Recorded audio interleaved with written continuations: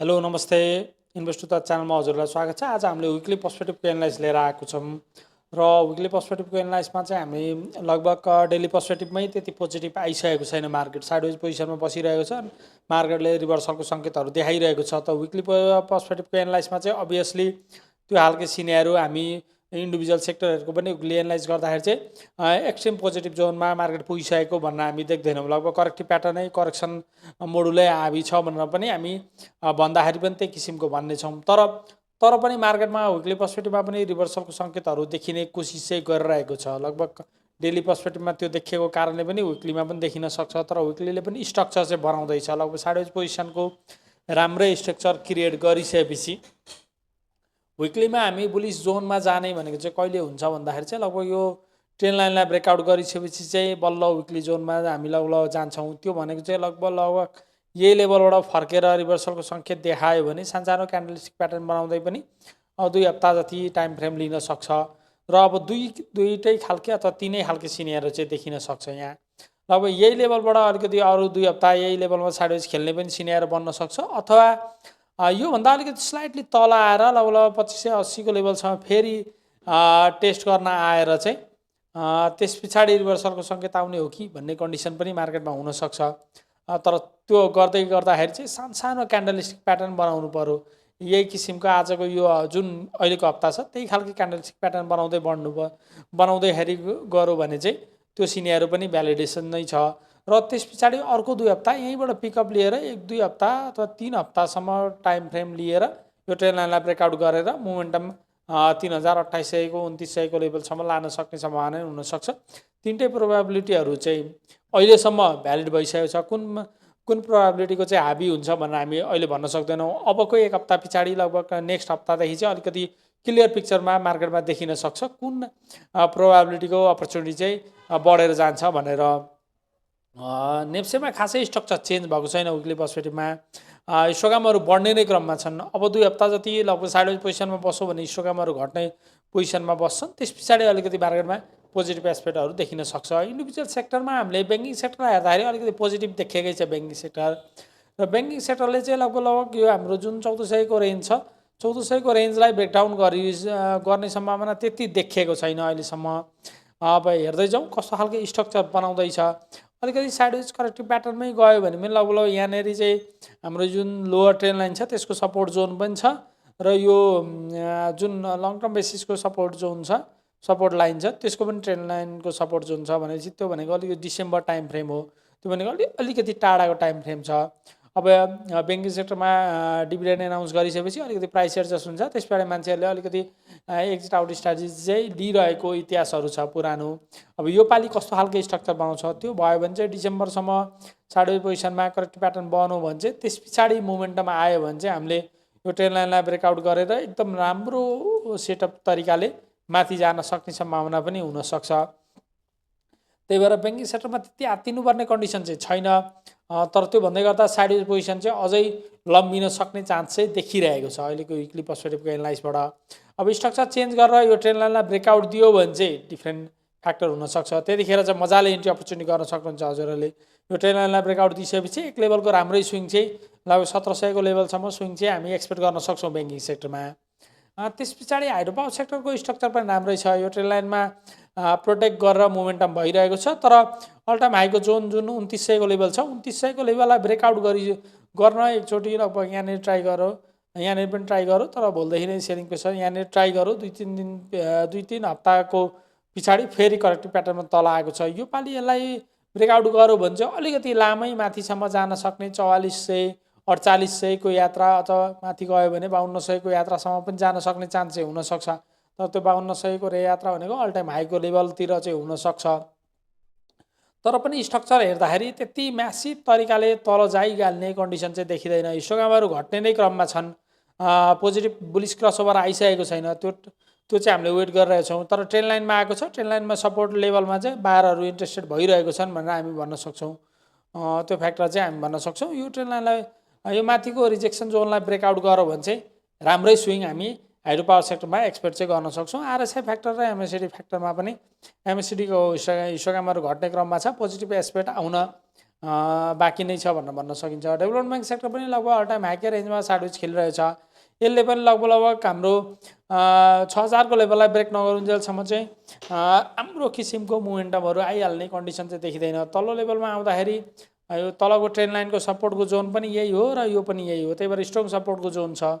September 6 सम्म चाहिँ लगभग अथवा यही प्याटर्नमा साइडवेज खेल्यो भने चाहिँ यहीँबाट साइडवेज खेल्न सक्ने, धेरै डिप करेक्सन नआउन सक्ने सम्भावना हुनसक्छ। रिभर्सलको सङ्केत त्यति देखिसकेको छैन, अझै 1-2 हप्ता चाहिँ साइडवेज खेल्ने हो कि। यो पालिको चाहिँ हाम्रो अगस्तको जुन स्विङ एक्सपेक्टेड थियो मान्छेहरूले, त्यो स्विङ चाहिँ नदिकन अलिकति साइडवेज पोजिसनै मार्केट बसेर मान्छेलाई चाहिँ अलिकति प्यानिक क्रिएट गराएर लिक्विडिटी ग्राब गर्न खोजेको हो कि भन्ने कन्डिसन पनि छ। किनभने बिस्तारी र ग्रेजुअल्ली चाहिँ सबै सेक्टरको रिपोर्टहरू जस्तै बिएफआइजहरूको रिपोर्टहरू चाहिँ एकदम पोजिटिभ एस्पेक्टमा आउँदैछ। त्यो भएको कारणले पनि किनभने मार्केटलाई ड्राइभ गर्ने भनेको चाहिँ म्यासिभ रूपमा बिएफआइजै हो, त्यसपछि माइक्रोमा हाइड्रो पावर सेक्टर हो। हाइड्रो पावर सेक्टरमा चाहिँ लगभग अब फर्स्ट क्वार्टरको रिपोर्ट अझ राम्रो आउँछ, फोर्थ क्वार्टरको रिपोर्ट पनि ठिकै धेरैवटा कम्पनीको डिभिडेन्ड क्यापेसिटीवाला छ। फर्स्ट क्वार्टर र सेकेन्ड क्वार्टर अझ राम्रो बेटर, फर्स्ट क्वार्टर सबभन्दा राम्रो आउँछ। त्यो भएको कारणले त्यो टाइमसम्म चाहिँ अब हाइड्रो मोमेन्टममा जाने हो कि फर्स्ट क्वार्टरको रिपोर्ट आउन्जेलसम्म चाहिँ दसैँ तिहारसम्मको लागि चाहिँ हामीले हाइड्रोमा अपर्च्युनिटी चाहिँ हेर्नुपर्ने कन्डिसन पनि देखिसकेको छ हाइड्रो पावर सेक्टरमा। डेभलपमेन्ट सेक्टरको हामीले कुरा गरि नै हाल्यौँ। फाइनेन्स सेक्टर भनेको लङ टर्म बेसिसमा साइडवेज पोजिसनै बसिरहेको छ, त्यही भएर कम्प्लिटली रूपमा 2350 को लेभलभन्दा तलतिर नजाउन्जेलसम्म यसमा साइडवेज पोजिसन करेक्टिभ प्याटर्नमा मोमेन्टम भइरहेको छ। साइडवेज बसुन्जेलसम्म इन्ट्री अपर्च्युनिटी पनि गर्न सक्नुहुन्छ, तर अलिकति वेटिङ टाइम फ्रेम चाहिँ लाग्न सक्ने सम्भावना हुनसक्छ फाइनेन्स सेक्टरमा। त्यही भएर डिभिडेन्ड क्यापेसिटी पनि त्यस्तो राम्रो म्यासिभ नदेखिएको बेला चाहिँ वेटिङ गर्ने कि नगर्ने भन्ने दुईटै कन्डिसन आउँछ। जुनले चाहिँ डिभिडेन्ड कन्सिस्टेन्ट रूपमा दिइरहेको छ त्यो सेक्टरहरूमा चाहिँ हामी वेटिङ गर्दा पनि आफ्नो वाकहरू मेन्टेन भएर घटिरहेको हुनसक्छ। त्यो मेन्टेन नभएको स्टकहरूबाट चाहिँ अलिकति बढी प्यानिक क्रिएट गराउन सक्ने चान्स चाहिँ हुनसक्छ। हामीले फाइनेन्स सेक्टरमा अहिले साइडवेज पोजिसनै भनिरहेछौँ। माइक्रो फाइनेन्समा करेक्टिभ प्याटर्नै गएर देखिरहेको छ अहिले तत्काललाई, र यो जुन सपोर्ट जोन थियो त्यसलाई पनि ब्रेकडाउन गरेर फेरि रिट्रेसमेन्टको लेभलमा त्यही आएको छ। तर पनि 4480 को लेभलभन्दा तलतिर नजाउन्जेलसम्म हामी यसमा कन्फिडेन्स चाहिँ हुन सक्छौँ। यहीँबाट फर्किने हो कि। त्यो भन्दै गर्दा एबिसीको प्याटर्नमा पनि लगभग यसले पुरा गर्न आँटेको छ। हामीले सिनियर हेर्दाखेरि लगभग 1 2 3 4 5 मा 1 गयो, ए गयो, बी गयो र सी को आइरहेको छ। सी को लागि ए इक्वल टु यो ए आयो, बी आयो, सी आउँदैछ। त्यो भएको कारणले हामीले हेर्दाखेरि ए इक्वल टु सी को रेसियो हामीले हेर्दाखेरि पनि लगभग यसको ट्रेन्ड बेसमा हामीले रेसियोलाई एनालाइज गर्दाखेरि कुन लेभलमा हुन आउँछ भन्दाखेरि चाहिँ लगभग हामीले हेर्दाखेरि चाहिँ माइक्रो फाइनेन्सको इक्वल टु भने अलिकति तल डिप आउन सक्छ। यो लेभलसम्म पनि मार्केटले तल ल्याउन सक्ने चान्स चाहिँ हुनसक्छ माइक्रो फाइनेन्समा डिप आयो भने। तर हामीले 0.786 बाटै फर्किन सक्ने सम्भावना छ कि भन्ने कन्डिसन चाहिँ हुनसक्छ। त्यो चाहिँ कुन बेलामा यो लेभल आउन सक्छ भन्दाखेरि चाहिँ ओभरअल हाम्रो नेप्सेमा पनि करेक्सन प्याटर्न कन्टिन्युसन भयो र यसले यो लेभललाई ब्रेकडाउन गरेर लगभग 2460 को लेभलसम्म मार्केट आउने कन्डिसन बढो भने चाहिँ हामीले माइक्रो फाइनेन्स सेक्टरमा चाहिँ यो लेभलसम्म एक्सपेक्ट गर्न सक्छौँ। नभए चाहिँ अब पुलिस फन्डामेन्टल तर अलिकति पोलिसीमा इम्प्याक्ट पर्यो भने पनि छिटै नै रिभर्सलको सङ्केतहरू आउन सक्ने चान्स चाहिँ हुनसक्छ। तर मार्केटमा चाहिँ लगभग माइक्रो फाइनेन्समा चाहिँ बिस्तारै एकुमुलेसन जोनमा चाहिँ गइसकेको छ भन्न सकिन्छ। लाइफ इन्सुरेन्समा पनि करेक्टिभ प्याटर्नै कन्टिन्युसन भइरहेको छ। माइक्रो र लाइफको खासै स्ट्रक्चर खासै चेन्ज देखिँदैन। लगभग एमएससिडी फ्याक्टरमा पनि उस्तै देखिन्छ भने आरएसआई फ्याक्टरमा पनि लगभग उस्तै देखिन्छ। विकली पर्सपेक्टिभमै आरएसआई लगभग 38 को लेभलमा छ भने अहिले 33 को लेभल आइसकेको थियो। अलिकति 30 को लेभलसम्म आयो भने चाहिँ मजाले इन्ट्री अपर्च्युनिटी गर्न सकिन्छ। जस्तै यहाँ पनि पुरानो हामीले हेर्दाखेरि चाहिँ लगभग यो बटम लाग्यो, त्यसबाट स्विङ गयो र त्यही लेभलमा रिटर्न ब्याक हुँदाखेरि चाहिँ लगभग डाइभर्जेन्स पनि क्रिएट भएको थियो। त्यो पनि यो बेला पनि लगभग त्यही खालको सिनेरियो चाहिँ देखिन सक्ने चान्स चाहिँ देखिएको छ माइक्रो फाइनेन्समा। त्यस पछाडि लाइफमा पनि लगभग त्यही खालको सिनेरियो देखिरहेको छ। लाइफमा पनि लाइफको प्याटर्नमा पनि हामीले करेक्टिभ प्याटर्नमा आयो भने यही लेभलमा अरू 2 हप्ता साइडवेज खेल्यो भने चाहिँ लाइफलाई पोजिटिभ हुनसक्छ। तर साइडवेज पोजिसन चाहिँ सानो क्यान्डलस्टिक प्याटर्न बनाउँदै यही लेभलमा खेल्न चाहिँ जरुरी हुन्छ लाइफको लागि। लामो समयदेखि साइडवेज करेक्टिभ प्याटर्नमा बसिरहेको छ। आरएसआईको फ्याक्टर पनि हामीले हेऱ्यौँ भने लगभग जुन 1800 को लेभल छ त्यो लेभल जुन 1800 को लेभलमा डिप आरएसआई आएको थियो त्यही रेन्जमा झन्डै आरएसआई लगभग आइपुग्न आँटेको छ। त्यही भएर हामी इन्भेस्टरहरूको लागि चाहिँ गोल्डन अपर्च्युनिटीको रूपमा चाहिँ हो। तर लकिङ चाहिँ 2-4वटा कम्पनीको लकिङ खोलिसकेपछि अझ क्लियर पिक्चरमा चाहिँ लाइफ इन्सुरेन्स देखिन सक्छ। नन लाइफमालाई लगभग यो साइडवेज पोजिसन बसिरहेछ। यो जोन भनेको बाइङ जोनकै रेन्ज हो। त्यही भएर लगभग 10,300को लेभलसम्म पाउनु भने चाहिँ मजाको बाइङ अपर्च्युनिटी चाहिँ निकाल्न सक्ने चान्स चाहिँ देखिन सक्छ। त्यसपछि इन्भेस्टमेन्ट सेक्टरमा लगभग लोडिङको प्रब्लम भइरहेछ। नेप्सी अल्फाले पनि धेरै नै प्रब्लम दिन थालिसकेको छ अहिले। सँगसँगै हामीले म्यानुफ्याक्चरिङ सेक्टरमा हेर्दाखेरि चाहिँ के देखिन्छ भने म्यानुफ्याक्चरिङ विकली पर्सपेक्टिभबाट यो त अल टाइम हाईको रेन्जमा जति माथि गयो सेलिङ अपर्च्युनिटीको रूपमा लिनु होला भनेर भन्दै आएको थियो। ट्रेन्ड लाइनलाई ब्रेकआउट गर्यो भने चाहिँ इन्ट्री अपर्च्युनिटी एक लेभलको इन्ट्री अपर्च्युनिटी चाहिँ हेर्न सकिन्छ। त्यतिखेर डाइभर्जेन्सहरू पनि क्रिएट भएर यसलाई पनि हल्का ब्रेक गरेर अथवा ए लेभलसम्म पुगेर यहाँनिर डाइभर्जेन्स क्रिएट भएर खस्ने सम्भावना हुनसक्छ। तर त्यो भन्दै गर्दाखेरि धेरैवटा स्टकहरू यो इन्डेक्स बेसिसमा माथि नै बसे तापनि स्टक पर्सपेक्टिभमा चाहिँ धेरै करेक्सन प्याटर्न नै कन्टिन्युसन भइरहेको छ भनेर म्यानुफ्याक्चरिङ सेक्टरमा भन्न सक्छौँ। सँगसँगै होटल सेक्टरमा पनि डिस्ट्रिब्युसन नै हेरिरहेको छ। 7,000को लेभलभन्दा 7100को लेभलभन्दा माथि भनेको मजाले डिस्ट्रिब्युसन गर्ने बेला हो। फन्डामेन्टली पर्सपेक्टिभबाट पनि नयाँ जुन होटल सेक्टरहरू लिस्टिङ भएको छन् उनीहरूमा त्यति धेरै मोमेन्टम रिपोर्टहरू राम्रो देखेको छैन। त्यही भएर एभ्री माथि जाँदाखेरि सेलिङ अपर्च्युनिटीको रूपमा लिनु होला भनेर भन्न सकिन्छ। किनभने 2022को रेन्जबाट हेर्दाखेरि लगभग अहिले 4 वर्षमा लगभग 2 गुणा 3 गुणा मान्छेले बनाइसक्यो। 2500को लेभलबाट 7500 3 गुणा बनिसकेको छ। ओभरअल इन्डेक्समै भने स्टक पर्सपेक्टिभमा पनि धेरै नै बनेको छ। तर नयाँ 2-4वटा स्टक थपेर पनि ओभरअलमा इन्डेक्स चाहिँ माथि रहिरहेको। ओभरअल इन्डेक्समा चाहिँ नयाँ कन्सिस्टेन्ट रूपमा आयो भने स्टकहरू थप्यो भने माथि नै बस्न सक्छ। तर पनि जसको चाहिँ प्रफिट राम्रो भएको छ त्यो स्टकबाट सेलिङ अपर्च्युनिटीकै रूपमा लिनु होला भनेर हामी सजेस्ट पनि गर्न सक्छौँ। यहाँ डाइभर्जेन्सहरू राम्रो क्रिएट भइरहेको छ। लगभग हेर्दाखेरि विकली पर्सपेक्टिभमा लगभग यहाँनिर पनि डाइभर्जेन्स हिडन बियरिज डाइभर्जेन्सहरू भ्यालिड भइरहेको छ। त्यो भएको कारणले अझ यसमा यो स्टकहरूमा चाहिँ ट्रेडिङ अपर्च्युनिटी आएको बेला इन्ट्री गर्न सक्नुहुन्छ। तर लामो समयसम्म होल्डिङ गर्छु भनेर चाहिँ भन्न सक्ने कन्डिसन देखिँदैन।